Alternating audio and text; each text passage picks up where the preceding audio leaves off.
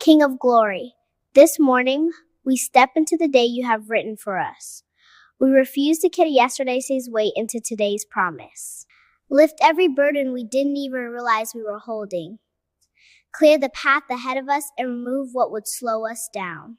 Let your voice be louder than our doubts. Let your truth silence every fear. Position us in the right places at the right time. Connect us to what will grow us, not drain us. Separate us from what is not aligned with your purpose.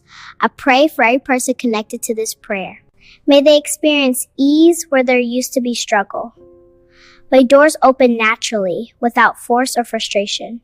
Let results come from grace, not stress. We step forward knowing you are already ahead of us. In Jesus' name, amen. Good morning, my family. Happy Easter to you all. Love you. Bye-bye.